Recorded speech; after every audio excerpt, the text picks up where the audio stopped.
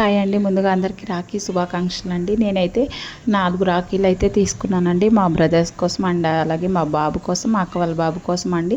ఇంకా తర్వాత అయితే నేను రాఖీ కట్టేద్దామని చెప్పేసి మా అన్నయ్య వాళ్ళ ఇంటికి అయితే వెళ్తున్నానండి. సో ఫస్ట్ అయితే అన్నయ్య కట్టేద్దామని చెప్పేసి వెళ్తున్నాను అనమాట. అన్నయ్య వాళ్ళు కొంచెం దూరంగా ఉంటారు.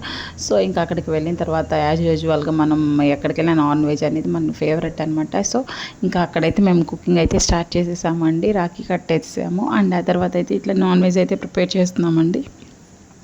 సో నేను ముందుగా ఆయిల్ అయితే హీట్ చేసుకున్నానండి. చాలా సింపుల్గా ఫాస్ట్గా అప్పటికప్పుడు అనుకొని నాన్ వెజ్ అయితే తీసుకున్నాం కాబట్టి సో ఫాస్ట్గా అయితే కుకింగ్ చేసేసుకున్నామండి. మళ్ళీ మేము తినేసి ఇంకా రిటర్న్ అవ్వాలి కాబట్టి సో టైం అయిపోతుందని చెప్పేసి నేను పిల్లల్ని కూడా తీసుకొని రాలేదనమాట నాతో పాటు. సో అందుకని ఫాస్ట్గా కుకింగ్ అయితే స్టార్ట్ చేసామండి. ఇది వచ్చేసి అన్నయ్య వాళ్ళ ఇంట్లో అనమాట.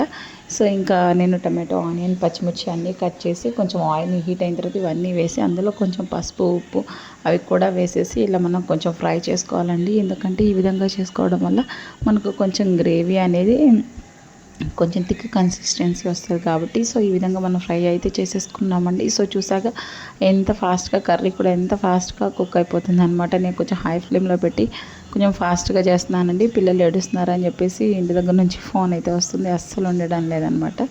సో ఆ నెక్స్ట్ అయితే ఇంకా మనం ఇంకా చికెన్ యాడ్ చేసేసుకోవడమేనండి. చాలా ఫాస్ట్గా ఉడికిపోతుందండి చికెన్ కర్రీ అనేది. నన్ను అడిగితే ఎక్కువ టైమ్స్ వండుతున్నాను కాబట్టి నా ఎక్స్పీరియన్స్ అయితే నేను చెప్తున్నాను.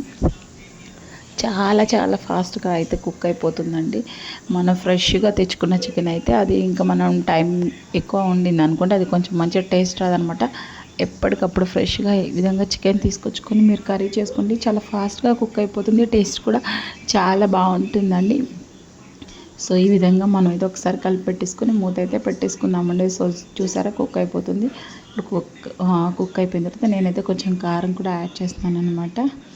ఒక 2 స్పూన్స్ అయితే ఎక్కువ వేస్తున్నానండి. సో అందరూ ఉన్నారు కాబట్టి కొంచెం కారం ఎక్కువ పడుతుంది, కొంచెం స్పైసీ తింటారు అందుకని చెప్పేసి వాళ్ళు కొంచెం స్పైస్ అయితే ఎక్కువ యాడ్ చేశాను అనమాట.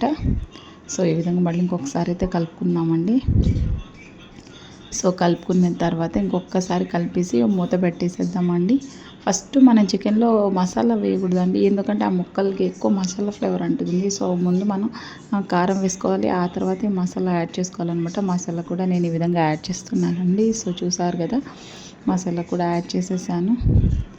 మసాలా కూడా యాడ్ చేసిన తర్వాత ఒక్కసారి మనం ఇలాగా కొంచెం కలిపేసుకుంటే అయిపోతుందండి. ఇందులో వచ్చేసి నేను ధనియాలు, దాల్చిన చెక్క, గసగసాలు, లవంగాలు, ఎండు కొబ్బరి అండ్ అలాగే నేను కొంచెం అల్లం, చిన్నులపాయలు అన్నీ వేసేసి ఈ విధంగా అయితే మసాలా పట్టేసుకున్నానండి. మెత్తని పేస్ట్ లాగా ఈ విధంగా ఇంకొకసారి మసాలా కూడా వేసేసి కొంచెం అనేది మన పచ్చి వాసన పోయేంత వరకు ఫ్రై అయితే చేసుకోవాలండి.